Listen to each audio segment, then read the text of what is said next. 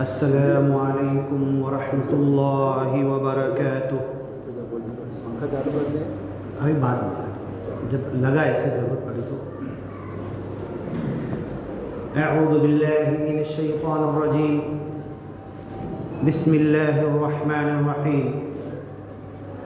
अऊज़ु बिल्लाहि, ऐ अल्लाह ताला मैं तेरी मदद में आना चाहता हूँ, तेरी पनाह में आना चाहता हूँ। मिनश शैतानिर रजीम, मरदूद धुतकारे हुए शैतान की बुराई से बचने के लिए।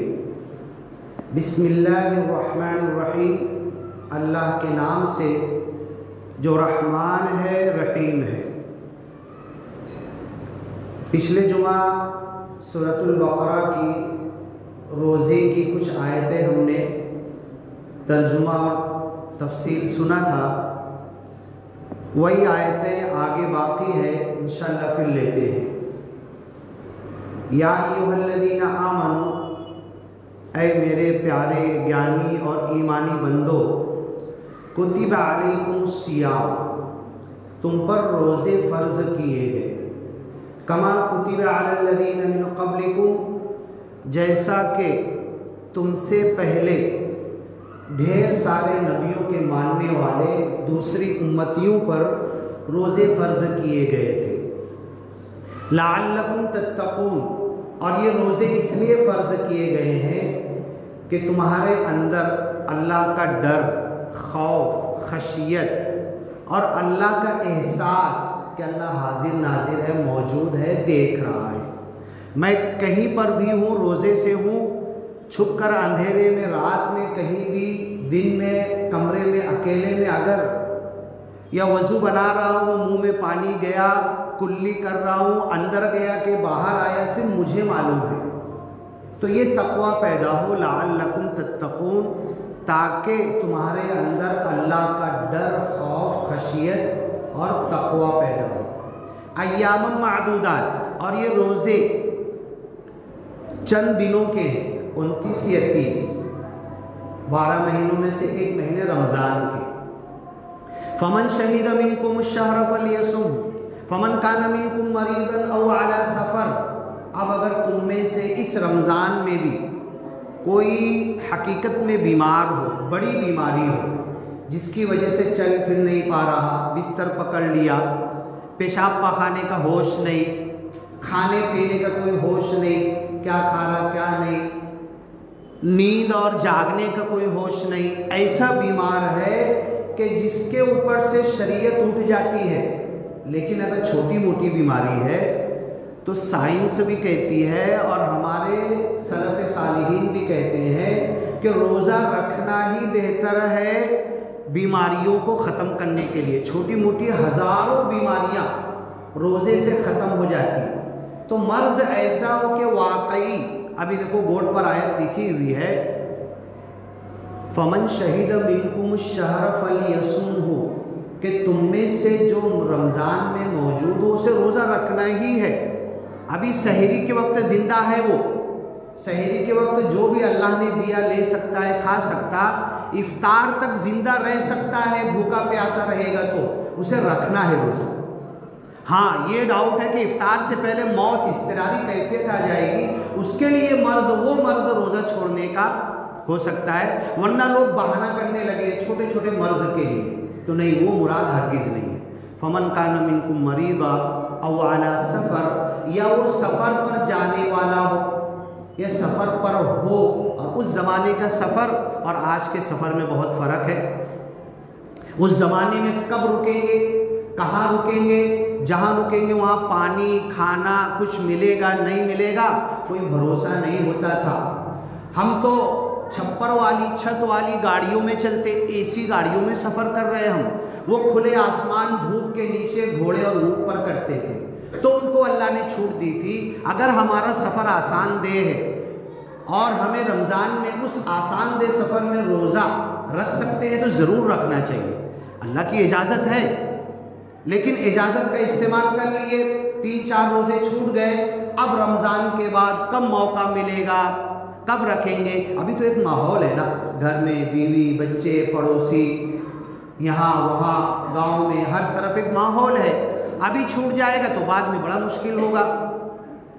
औ अला सफ़र फ़इद्दतुम मिन अय्यामिन उख़र, तो दूसरे दिनों में जो गिनती रमज़ान की छुट्टी है उसे तुम्हें पूरा करना है। व अलल्लज़ीन युतीक़ूनहु, और जो लोग बड़ी मुश्किल से रोज़ा रखते हैं, ये आयत उस वक्त की है जब सहरी नहीं थी। रोज़ा रखे, इफ्तार किए, इफ्तार के बाद सो गए तो दूसरे दिन का रोज़ा चालू हो गया, ऐशा पढ़ के सो गए, बीच में कोई सहरी नहीं थी। वो बाद में अल्लाह ने कहा वकुलू वशरबू हत्ता यतबय्यन लकुम अल खैतुल अबयदु मिनल खैतिल अस्वद, कि अब तुम खाओ पियो जब तक के सुबह मशरिक का जो धारी है जहाँ से सूरज निकलता और मगरिब की जो धारी है, दोनों आसमान के किनारों में फ़र्क नज़र आने लगे। जंगल में और आज ऐसी जगह देहात और खेड़े में हम लोग पहुँच जाएं जहाँ लाइट कम होता है और सारे लाइट बंद हो, तो सुबह शादी सहरी का जो वक्त होता है, सहरी वक्त ख़त्म होता है, वो हमें बराबर समझ में आ जाएगा। दोनों तरफ के आसमान के किनारे 2-3 बार ऐसे मुड़ मुड़ के देखे ना, ये किनारा वो किनारा, तो दोनों फ़र्क लगेगा। इधर कुछ रोशनी जाहिर होने लगी और ये गहरा अंधेरा है। उस वक्त तक तुम खा सकते हो, ये बाद में अल्लाह ने हुक्म दिया। और पहले हुक्म क्या था कि ऐशा बाद अगर सोए, तो एक सहाबी थे, एक दिन रोज़ा थे, काम से आए, उनकी बीवी कुछ खाना बना रही थी। हदीस की कई किताबों में ये हदीस लिखी हुई है। खाना बना रही थी, जो भी खजूर पानी था, रोज़ा इफ्तार किया उन्होंने। इफ्तार करके इंतज़ार में बैठे थे, थके हुए थे, दिन भर के काम से आए थे, उन्हें नींद लग गई। अब नींद लग गई, बात ख़त्म हो गई, अब कुछ खाना नहीं है, दूसरे दिन इफ्तार के वक्त ही खाना है। एक दिन हुआ, चलो उन्होंने रोज़ा वैसे ही पूरा किया दूसरे दिन का। दूसरे दिन फिर आए, वही मामला हुआ, उनकी बीवी कुछ बना रही, कुछ मसरूफ़, आज के जैसा नहीं है, गेहूँ भी है तो डालेंगे चक्की में, हाँ, फिर वो आटा आएगा, फिर गूँधेंगे, फिर कुछ करेंगे, या कुछ परिंदा मिला है या बकरी का बच्चा है, ज़बा करेंगे, खाल निकालेंगे, टुकड़े करेंगे, जब बनाएंगे। उस ज़माने का ये मसला था। दूसरे दिन भी इनको नींद आ गई, दूसरे दिन भी ऐसे 3 दिन हो गया, तो उनके बदन में अच्छी खासी कमज़ोरी लगने लगी। देखो ये बताना चाहता हूँ, मजबूरी किसे कहते हैं। तब भी 3 दिनों तक उन्होंने रोज़ा नहीं छोड़ा, बिना सहरी के 3 रोज़ा रख डाला उन्होंने। कमज़ोरी आ गई और रोज़ाना सुबह काम पे निकल जाते थे। ये होता है। और आज हम छोटी छोटी बातों को बहाना बनाते हैं और रमज़ान के रोज़े छोड़ देने के लिए कोई ना कोई उज़्र हम तलाश करते हैं। जो बीमार हकीकत में हो, जो सफ़र पे हो और रोज़ा रमज़ान में ना रखा हो, उसे भी छुप के कहीं एक कोने में जाके इतना खाना है, लोगों के सामने से धड़ल्ले से नहीं खाना है। मालेगांव मस्जिदों का शहर, उल्मा का शहर, हुफ़ाज़ का शहर, मदारिस इतने हैं और होटलों पे पर्दे लग गए। ये पर्दे काहे के लिए लगे हैं? एक होटल में पर्दा नहीं लगना चाहिए, दिन में कुछ नहीं खाना पीना। क्या मजबूरी है तुम्हारी? तुम चाय पीने जा रहे हो, मर जाओगे चाय नहीं पियोगे तो, ना? क्या मजबूरी है? रमज़ान का एहतराम, रमज़ान के दिनों में चौक नुक्कड़ होटलों में पर्दे लगाकर अगर हम चाय पिएंगे, कुछ खाएंगे पिएंगे, तब समझ लो अल्लाह, ये अल्लाह की रहमत है कि अल्लाह हमें संभाले हुए, वरना वहीं पर ज़मीन में धंसा दे अल्लाह ताला। एक रोज़ा रमज़ान का जानबूझकर किसी ने छोड़ दिया। कुछ लोग बोलते मैं सहरी नहीं किया था इसलिए रोज़ा ना हो, कोई उज़्र नहीं है। 10 दिन भी तुमने सहरी नहीं किया, रमज़ान के दिनों में खाने का कोई हक नहीं है, हलाल नहीं है आपके लिए, हलाल चीज़ हराम हो गई। नहीं किया सहरी, बहुत अच्छा हुआ नहीं किया, तेरे बदन की बीमारियां और धुल जाएगी। तो सहरी नहीं किया तो मैं रोज़ा नहीं रखूँगा, ये कोई उज़्र नहीं है। वअलल्लज़ीन युतीक़ूनहु, तो सहाबा किराम के ज़माने में जब सहरी नहीं थी, बिना सहरी के रमज़ान इस्लाम में भी चल रहा था और पहले की हर उम्मत में ऐसे ही था, बिना सहरी ही के रोज़ा रखते थे वो लोग। अल्लाह ने हम पर करम किया, कुर्बानी देते थे तो पूरा गोश्त, दूर जाके खड़े होकर देखो, आग आती थी, खा के चली जाती थी गोश्त को, मतलब मेरी कुर्बानी कबूल हो गई। ये अल्लाह ने हमारे उम्मत मुस्लिमा पर इतना रहम किया कि कुर्बानी भी करो, सवाब भी कमाओ, अल्लाह के पास दर्जात भी बुलंद हो, और गोश्त जितना इस्तेमाल करना तुम इस्तेमाल भी कर सकते, जितना बांटना उतना बांट दो। हाँ, ज़ख़ीरा करके मत रखो। ज़ख़ीरा करके रखोगे तो उसमें अल्लाह ताला, जैसे बनी इसराइल को मन और सलवा दिया था, कहा था ज़ख़ीरा मत करना।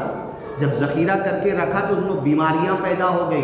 तो कुर्बानी का गोश्त खाओ, जितना खाना है उतना खाओ, जितना उबालना है, पकाना है, ये बनाना है, वो बनाना है, सब खाओ, तुम अपने घर में इस्तेमाल करो। अगर इतनी बड़ी फैमिली है कि पूरा जानवर तुम खा सकते हो, खा जाओ, ज़ख़ीरा करके मत रखो। ज़ख़ीरा करने का परमिशन नहीं है।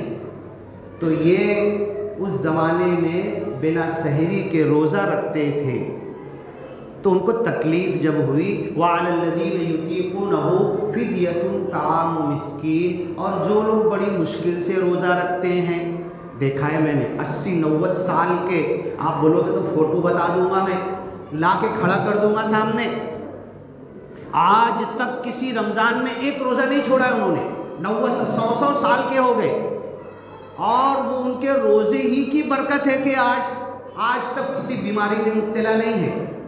आप अगर आपके बदन में शक्कर की बीमारी पैदा होना शुरू हुई है, आप 30 रोज़ा ईमानदारी से रख लो। ईमानदारी का मतलब कि सहरी भी बिल्कुल कम खाओ, पेट भर के नहीं, इफ्तार भी बिल्कुल कम खाओ, पूरा 30 दिन कम खा के रोज़ा निकाल लिए, आपका शुगर, आपका बीपी, आपका थायराइड, इतनी सारी बीमारियां, वक्त बहुत कम होता है, घंटा भर मिलेगा, तो रोज़े के मेडिकल फ़ायदे 2-3 घंटा सब बता सकता हूँ आपको मैं।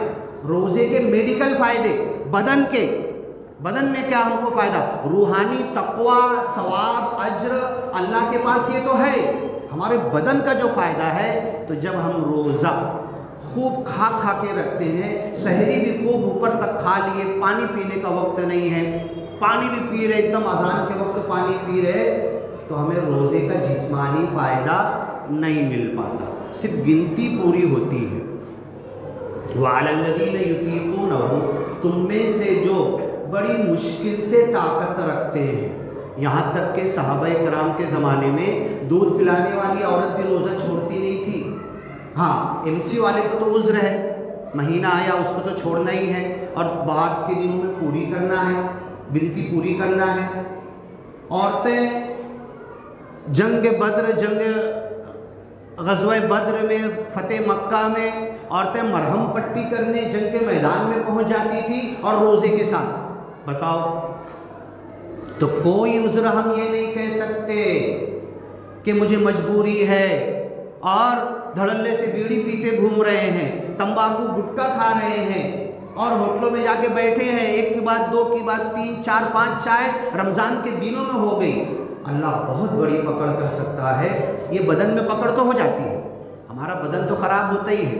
वअलल्लज़ीना युतीक़ूनहु फ़िद्यतुन ताअमु मिस्कीन, जो रोज़ा नहीं रख सकते, हकीकत में नहीं रख सकते, तो वो मिस्कीन को खाना, फ़फ़िद्यतुन ताअमु मिस्कीन फ़मन ततव्वअ खैरन फ़हुव खैरुल लहु व अन तसूमू खैरुल लकुम। अब अगर किसी ने मरीज़, सफ़र या बूढ़ापे की वजह से रोज़ा नहीं रख सका,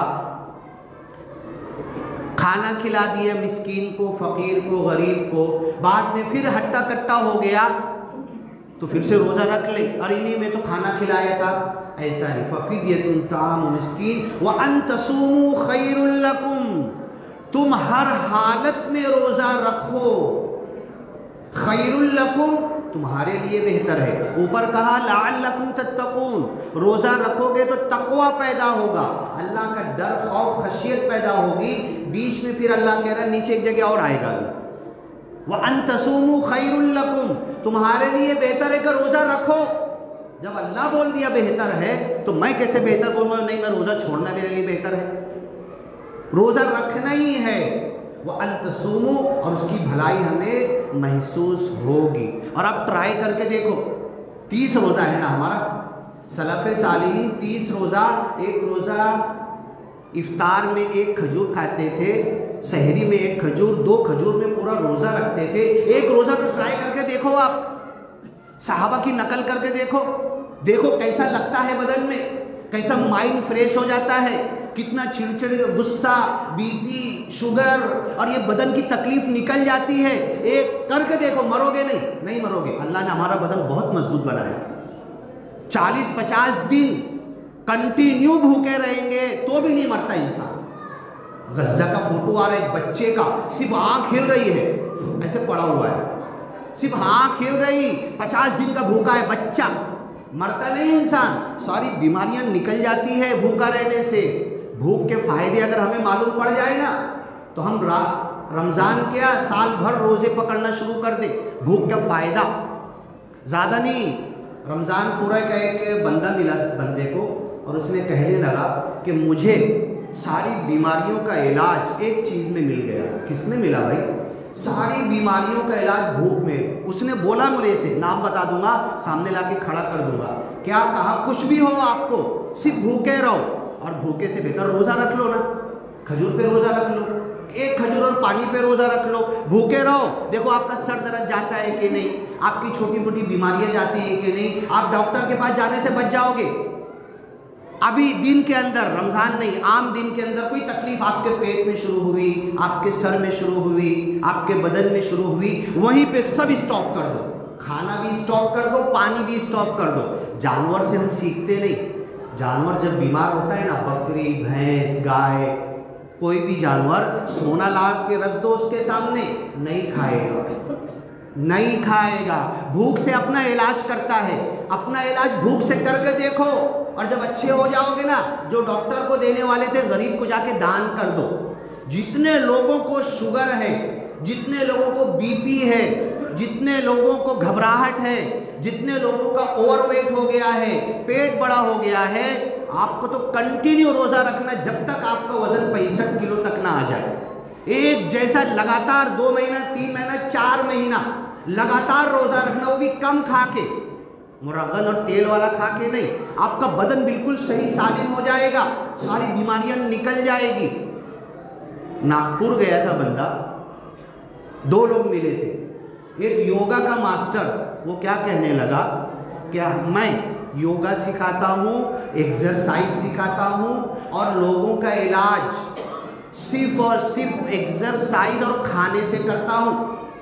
खाना, एक आयत लिखा था पिछले मर्तबा, कुलू वशरबू वला तुसरिफू, खाओ पियो लेकिन ज़रूरत से ज़्यादा नहीं, खाओ पियो लेकिन ज़रूरत से ज़्यादा नहीं। पूरे बदन की बीमारी का इलाज, उसका नंबर आपको दे दूंगा मैं, आप कांटेक्ट करना, फ़ोन करना, आपको फ़ोन पर भी बताएगा वो।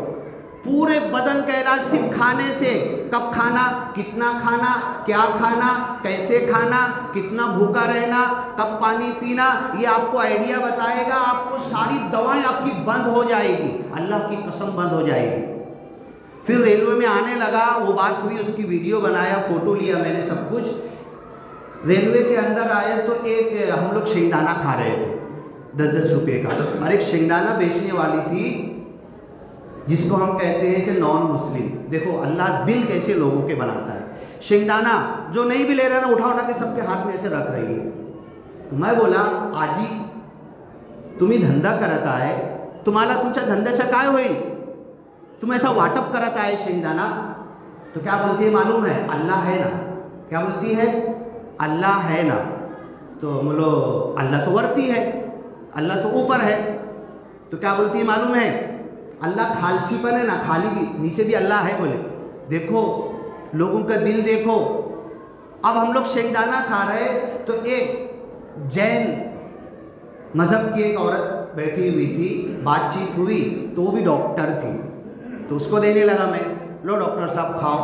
तो बोले कि नहीं, हम लोग साल के 12 महीने में 1 महीना दिन में 1 मरतबा खाना खाते हैं, दूसरे महीना 2 मरतबा खाना खाते हैं, फिर तीसरा महीना आएगा तो फिर 1 मरतबा खाना खाएंगे। बताओ, अल्लाह के रसूल सल्लल्लाहु अलैहि वसल्लम को एक बादशाह बहुत खुश हुआ और गिफ्ट में, उस ज़माने में औरत मर्द ग़ुलाम बिकते थे, लोग गुलाम और बांदी गिफ्ट में देते थे।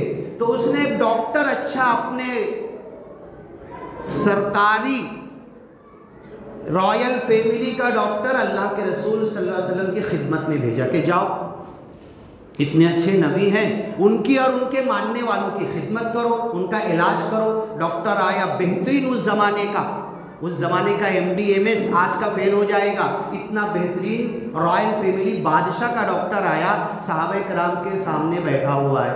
आज गया, कल गया, हफ्ता गया, महीना गया, कोई दवाई लेने नहीं आ रहा उसके पास। हम तो लाइन लगा देंगे, खाली ऐलान करके देखो फ्री दवा मिल रही है, तो लाइन तो पता नहीं चलेगा, हम दवा के पीछे भाग रहे हैं। कोई दवा लेने गया ही नहीं सहाबा में से। उसने एलची भेजा अपने बादशाह को घोड़े पर कि भाई यहाँ पर तो कोई बीमारी नहीं पड़ रहा, करूँ तो क्या करूँ मैं? तो बोले जरा पूछो तो क्यों बीमार नहीं पड़ रहे? बोले 2 फार्मूला हमारे पास है। क्या 2 फार्मूला है? जब तक भूख नहीं लगेगी खाना नहीं खाएंगे, और जब खाना खाने बैठेंगे तो भूख खत्म होने से पहले उठ जाएंगे। बस ये 2 फार्मूले पर आ जाओ, आपके घर का साल का मिनिमम कम से कम 1 लाख रुपया बचेगा। 50,000 मेरे नाम पे दान कर देना, 50,000 तुम रख लेना, खा लेना। सिर्फ ये 2 फार्मूले पर अमल करो। बिना भूख के खाना मत खाओ। बीवी बोल रही, बच्चे बोल रहे, माँ बोल रही, बहन बोल रही, भाई बोल रहा, महक आ रही, ये पका हुआ है, मेरे को भूख नहीं है, मैं नहीं खाऊंगा। भूख नहीं है मेरे को, जबरदस्ती नहीं खाऊंगा मैं, जब लगेगी भूख तब खा लूंगा, आधी रात उठ के खा लूंगा जब भूख लगेगी। और आज तो लोग हमदर्दी के नाम पे एक आदमी सो रहा है ना, उसको नींद में से उठा दे, उठ खाना खा। कोई ज़रूरत नहीं है, सोने दो उसको, नींद लेने दो। तुम उठा के उसको और बीमार कर दोगे, उठा के उसको खाना खिलाओगे तो ये खाना सबसे बड़ा दुश्मन है। और एक जुमला और, हमारे रोज़े पर बात चल रही है, आयतें इंशाल्लाह इसके बाद भी हम लेंगे, बताऊंगा मैं। दुनिया में एक सबसे बड़ा कत्ल करने के लिए तलवार इस्तेमाल होती, गोली, बम, बारूद, क्या क्या नहीं इस्तेमाल होता। आज तो कंप्यूटर उसके अंदर फीड कर दो, उसके अंदर बैटरी है, खाली आपका फोटो उसकी मेमोरी में डाल दो, आपका फोटो, ड्रोन ऐसे ऐसे बने हैं, आपका फोटो उसकी मेमोरी में डाल दो, आप अमेरिका में चले जाओ, रेलवे में बैठे, एरोप्लेन में बैठे, और उसको छोड़ दो, छोटा सा हेलीकॉप्टर के जैसा रहेगा, घूमता रहेगा, चलता रहेगा, आपको तलाश करेगा, पूरी दुनिया में आपको तलाश करेगा। ऐसे ऐसे हथियार बन गए, और आपके घर के पास पहुंच गया वो, उसके अंदर आपकी मेमोरी डाली हुई है, आपको ही गोली मारेगा वो, आपके घर के पास दरवाजे खिड़की में खोले तो घुस जाएगा अंदर, और नहीं तो बाहर ही खड़ा। ऐसे हथियार बन गए हैं, बाहर ही घूमते रहेगा, जैसे ही आप बाहर निकले आपके सामने आएगा और गोली चला देगा वो ऑटोमेटिक हेलीकॉप्टर। ये तो इससे बड़ा कत्ल करने वाला हथियार बताऊं मैं आपको? दुनिया बोलती है पेट भर के खाओ। क्या बोलती है दुनिया? पेट भर के खाओ।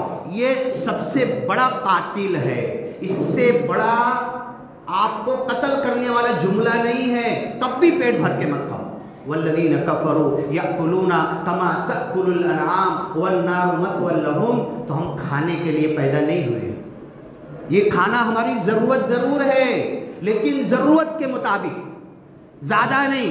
कुलू वशरबू वला तुस्रिफू, खाओ पियो, लेकिन ज़रूरत से ज़्यादा नहीं। यहाँ उल्टा हो जा रहा है। क्या उल्टा हो रहा? कि रमज़ान में तुर्री भी है, फ्रूट भी है, सालन भी है, दाल भी है, घुगरी भी है, पापड़ भी है, हाँ, और बाहर से और लेकर आ गए थैली में सड़े तेल का, ना, सब भर लिए। और फिर डॉक्टर के पास जाके, अरे आज तरावी नहीं आ पाऊंगा मैं, आज ना मेरे पेट में गड़बड़ है जरा ना, और आए तो वजू टूट रहा, भाग भाग के जा रहे हैं, आज वहाँ डॉक्टर के पास मैंने लगाया। ये सारी चीज़ें हमारी, रमज़ान हमें यही देना चाहता। तो उसने अपने बादशाह को एलची भेजा कि ये कैसी मखलूक है, ये कैसे लोग हैं, ये बीमारी नहीं पड़ रहे। और यहाँ जितनी हॉस्पिटल खुल जाए उतनी कम है। मालेगांव के अंदर मीनारों का शहर है, मुसलमानों का शहर है, हुफ़्फ़ाज़ का, उलमा का, कलमा पढ़ने वालों का, ईमान वालों का, मुस्लिम जमातों की कोई कमी नहीं है, सब हो रहा, लेकिन बीमार भी पड़ रहे हम। बता दो ना, अल्लाह के रसूल की सुन्नत पे चल के, कुरान की बातों पे चल के, खाओ पियो लेकिन ज़रूरत से ज़्यादा नहीं। कुलू वशरबू वला तुसरिफू। अभी 4 रोज़े हुए ना, चौथा है ना, 26 रोज़े बाकी हैं। अल्लाह की कसम ईमानदारी से निकालो, साल भर खाना खाना है, साल भर खाना खाना है, खाओ। ये रमज़ान के महीने में देखो आपका माइंड कितना फ्रेश होगा, अल्लाह की तरफ लगे, जब लगेगा ज़रूर लगेगा। जब तक हमारा बदन और पेट खाना हजम करने में परेशान है ना, अल्लाह भी याद नहीं आता, अल्लाह की तरफ लौ नहीं लगता, खुशू नहीं आता। समझ रहे? इधर खड़े हैं तो इधर ऐसे खड़े और दबा रहे, पाद निकलने वाली वो नमाज में नहीं, ये नहीं करना पड़ेगा। जब तक बदन में ढेर खाना है आपका अल्लाह की तरफ ज़हन जाएगा ही नहीं, तक़वा आएगा ही नहीं। लअल्लकुम तत्तक़ून अल्लाह ने कहा। तो जो आयत मैंने पढ़ी थी, कुलू वशरबू वला तुसरिफू, खाओ पियो लेकिन ज़रूरत से ज़्यादा नहीं। इस आयत की अरबी तफसीर में, हर तफसीर में लिखा हुआ है एक छोटा सा जुमला, क़द जमअल्लाहु तिब्बा फी निस्फ़ि आयतिन मिनल कुरान। कुरान की एक आधी आयत में पूरी डॉक्टरी अल्लाह ने बयान कर दी है। जाओ उठा कर देखो, अरबी तफसीरों में लिखा हुआ, क़द जमअल्लाहु, अल्लाह ने जमा कर दिया। दुनिया के डॉक्टर क्या किताबें लिखेंगे, आधे जुमले में अल्लाह ने कह दिया खाओ पियो ज़रूरत से ज़्यादा नहीं, रुक जाओ खाते खाते। काफिर 70 आते भर के खाता है, मोमिन 1 आध खाता है। पेट का 3 हिस्सा करो, 1 हिस्से में खाना खा लो, 2 हिस्सा खाली रहने दो, एक पानी के लिए, एक में पानी पी लो, 1 हिस्सा फिर खाली रहने दो हवा और सांस के लिए। ये हमें सुख मिल जाएगा। आगे की आयतें बाकी है, इंशाल्लाह इसके आगे लेंगे। अल्लाह ताला से दुआ है कि अल्लाह ताला हमें ये जो रमज़ान आया है तक़वा पैदा करने, रूहानियत, नूरानियत पैदा करने, ये उसी वक्त होगी जब हम जिस्म से दूर होंगे, खाने से जहन को हटाएंगे, पानी से जहन को हटाएंगे, दुनिया की चीज़ों से जहन को हटाएंगे। तो यूनुस अलैहिस्सलाम की तरह 40 दिन मछली के पेट में कुछ खाया था आपने? पूछ लो उलमा से उठाकर, कोई तफसीर उठा के पूछ लो। मछली के पेट में यूनुस अलैहिस्सलाम ने 40 दिन तक क्या खाया था, क्या पिया था, ऑक्सीजन और हवा कहाँ से गई थी? ये तक़वा था। ये तक़वा हमारे अंदर पैदा हो सकता रमज़ान ईमानदारी से, अगर हम निकालेंगे ईमानदारी से। और ट्राई करके देख लो सहाबा की तरह, मरेंगे नहीं हम। 1 रोज़ा, एक खजूर पर शहरी खा के पानी पी के शुरू करके देख लो, 1 रोज़ा तो करके पूरा करो, फिर देखो आपके बदन की कितनी चाको चौबंदी और चुस्ती बढ़ जाती है। बारकल्लाहु लना व लकुम फिल कुरआनिल मजीद व नफ़ाना व इय्याकुम बिल आयाति व ज़िक्रिल हकीम। इन्नहु तआला जव्वादुल करीम मलिकुम बर्रुर रऊफ़ुर रहीम व रब्बुल हमीद।